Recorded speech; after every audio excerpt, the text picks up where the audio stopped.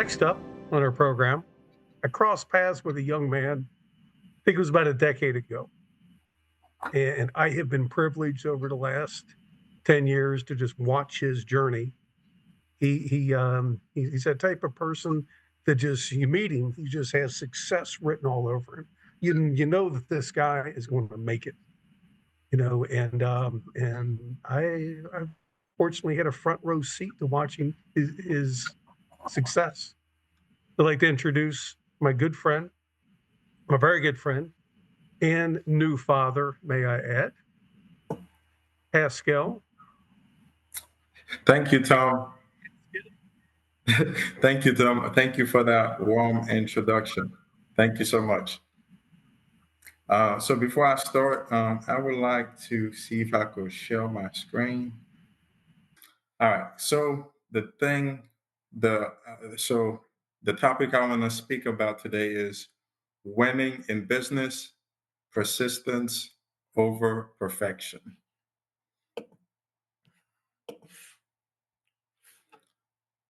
All right. My name is Pascal Orelus, just as Tom mentioned. I am a construction project manager leading multi-million dollar projects, managing teams, working directly with customers, business partners, and executives. But it did not start there. I was born in Haiti. I moved to the United States when I was 11 years old, and I grew up stuttering. On top of that, when I arrived here in America, I had to learn an entire new language while dealing with a severe stutter at the time.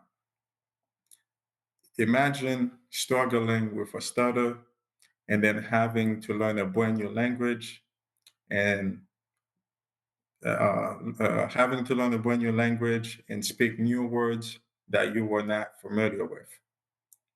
It was not easy, but it built something in me that no classroom or textbook could ever teach: grit, patience, and persistence.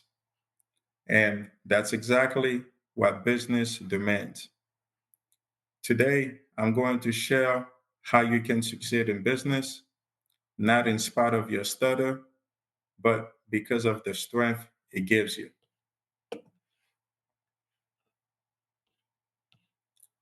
All right, so the key message, well, one of the key message that I want to share with you today is your voice is your asset, not your handicap.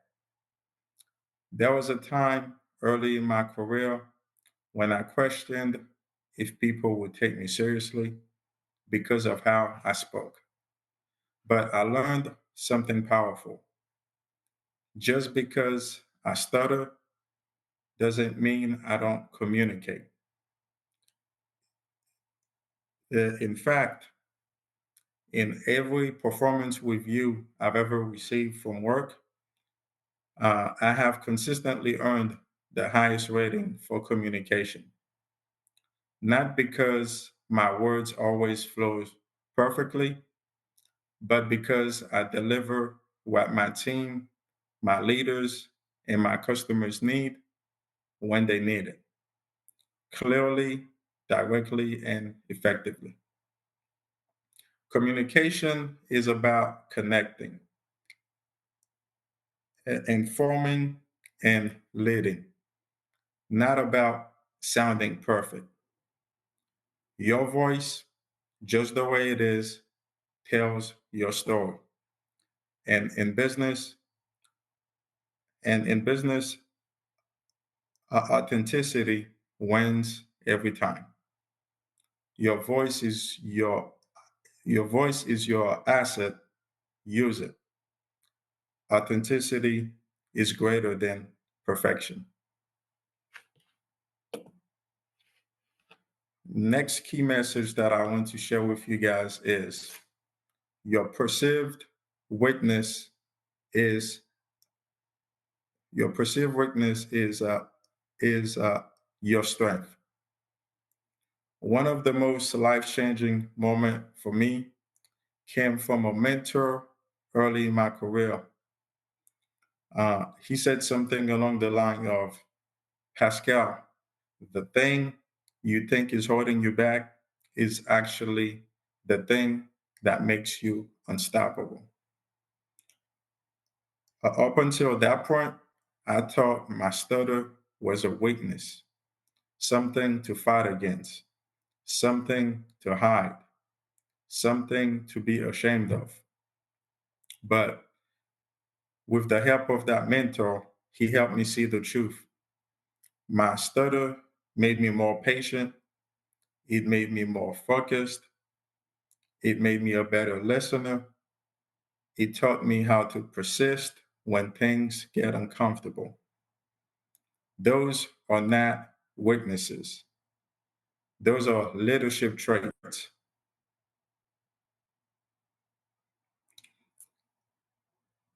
Those are success traits.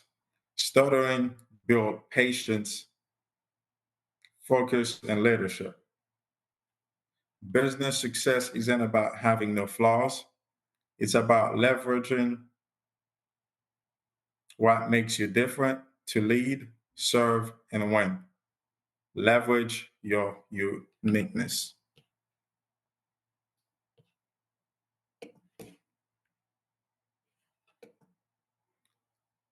The next key message that I would like to share with you guys is vulnerability builds connection. In business and in life, people don't move because you impress them.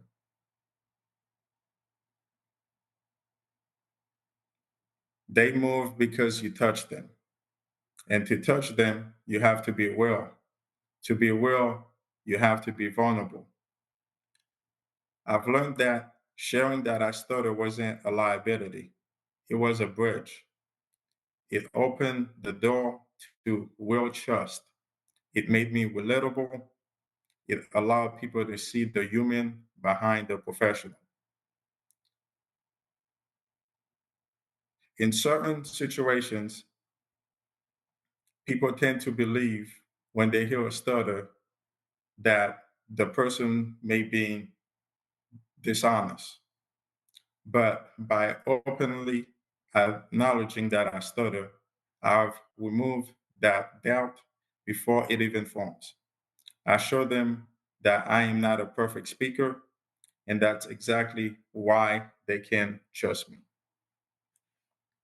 Vulnerability, vulnerability isn't a weakness, it's a connection, and connections move people.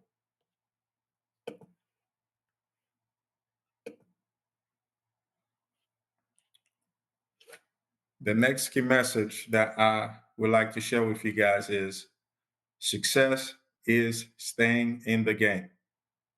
Success isn't about having a flawless journey. It's about refusing to turn back when the world gets tough. Think about it. When you leave your house and you're driving somewhere, you're going, well, you may hit a speed bump. There will be stop signs and red lights. But when you encounter those things, you don't turn around and go back home. You keep you keep on going because you still have a destination to reach. I've learned to view my speech and my career the exact same way. When I hit a block, it's not a failure. It's just a speed bump. It's just a stop sign. It's just a moment that asks me to keep going. In business and in life, it's not about having a perfect ride. It's about staying committed to reaching your destination, no matter what obstacles shows up. Persistence wins, determination wins, finishing the mission wins.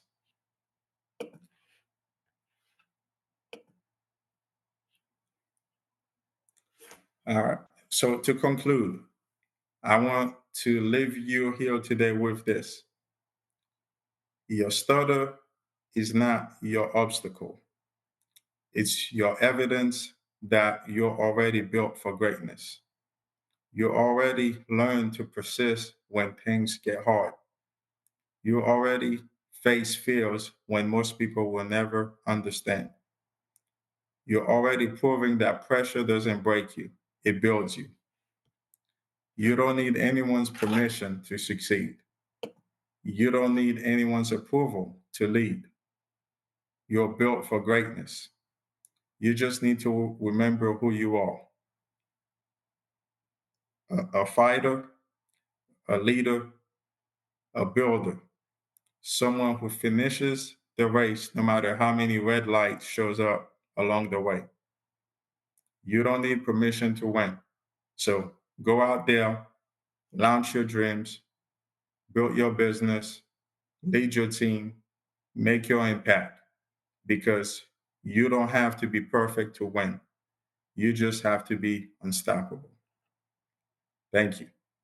So during your presentation where you said use um, your biggest weakness to be your greatest strength. So oftentimes in the business, I mean, you are in the business world. You're in management. You are on the every company that you've worked for. You've been on fast track. You've advanced rapidly. Okay, so for those middle managers, often they're the culprits who view stuttering as a weakness. How have you turned that around into your greatest strength when you've been in those situations? Yeah, so the way that I use it, the way I use it as a strength, just as a strength, is that by by showing that vulnerability, right? And then what I've learned is that 99% of the time, by disclosing that I stutter and then sharing that vulnerability, and then that person shares something personal with me too. So that gives me a chance to connect with them. So my competitive advantage is that I use my stutter to be able to connect and build a relationship quicker than most people, by building that trust. So even employees that report to me, because of because of my stutter, if I give them a feedback, it sounds more sincere. Okay, have you been in a situation where a your upper you felt like was undervaluing you, or um, they were under estimating you because of your stutter, whether they were just being nice, didn't want to put you on the spot, or whether they truly thought you were less because of your stutter. And how did you rise above that? How did you get past that? Yeah. So I do remember there was a Paul. Yeah. So there was a time. So there was a time where my VP was selecting different leaders in the company, like to lead a presentation, like to do in front of a group of other leaders, right? And then and then and then just all those leaders that were in the same level as me, they had an assigned topic, and then my name was missed. So it wasn't hard to figure out that he thought he was doing something for me, trying to cover for me. He thought maybe I would feel uncomfortable, but but at this point in my career and or in my stuttering journey, so I was not looking for that type of for that type of accommodation. So I still wanted to go there and do a presentation on the topic just like anybody else, because I do have my specialties, so I do have ideas to share. So then I did not want them to set that limit on myself. So that was one particular time where I felt like, because of the crowd size of the presentation, that that they did not want to put me in that situation. But I've done a lot of work on myself by going to Toastmasters, to work on my presentation skills, to be able to have the confidence, like to go in front of a crowd, even though I may stutter, even though I may speak in a monotone voice, but I'm still confident of my ability to deliver the message. So yeah. When I was listening to you during your presentation and I was looking at your slides, it came across that you have three unique assets that you've learned to survive through stuttering. And you are applying them because it said it in how you present it. Number one, the skill of awareness. Think about it, all of us who stutter. Look at how aware we are of our environment, of ourselves, of how we feel. Look at how our observation skills are part of our survival system. And look at how our visualization brought us down as verbal communicators, anticipatory anxiety. Everything is going to go wrong. Now, and this is proven, and you can look it up, especially in anything to do with security, army, government. They send people on courses to study awareness, observation, and visualization. People who stutter, and there's research papers on this all over the world. People who stutter and people of difference, people who are deaf, people who are blind, their skills of awareness, observation, and visualization are 3 times higher than normal speakers because we use them every day to survive in the normal speaker's world. And if we apply those to our verbal communication and know it and turn the visualization into a positive, not a negative, it's a huge asset to have. So well done. You're definitely on the right path. And I'm talking to you as somebody who used to pay people to work or to speak for me, And I know what that's like. I pay nobody now to speak for me. So everybody here, if you apply yourself, you can do the same thing. You are a person of verbal difference. You're the person first. Your difference is verbal difference. You learned your way into it. You can learn your way out of it. Michael O'Shea. Well, I Michael, thank you. appreciate, yeah, I appreciate everything you had to say, Michael, and then that was some great way to reinforce the message. So thank you. But I've got another question based on what you said before. So you said that you didn't want an accommodation for stuttering. No. So why do you not want an accommodation for stuttering in business? Why? Well, so so uh, uh, uh, so the thing is, right? So the thing is, so there is a level of ambition that I have when I want to reach the top. So you don't want to reach the top by having a smoother sail. Like you want to do the same thing that everyone else is, they have to do to get there. So why would I want to be the top guy and then just have somebody make it, make it easier for me to get there. So the way you're going to be respected as a leader is if you go to to what any normal person would have to go to, to be the top guy. So that's the reason.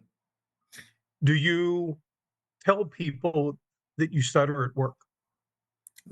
Yes, but but I also try not to lead with it. Okay, so there are times. So it's not something that I do as soon as I meet them. Hi, I introduce myself as a person who stutters. So that's not something that I do. As soon as I introduce myself. But if it's somebody that I'm going to work with for an extended period of time, so during a one-on-one conversation, it's like I will disclose that information. And so that way. So for example, we have a project we're working on together. So I know, hey, we will be working on this project together.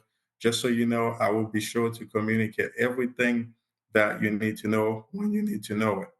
But there are times during phone conversation, if you notice an extended pause, it's because I stutter and so on. So, I disclose in situation like that. But it's not something that I do as soon as I meet somebody, because I don't want that to, I don't want that to be my identity. Yes, I'm a person who stutter, but I am Pascal Orelus first.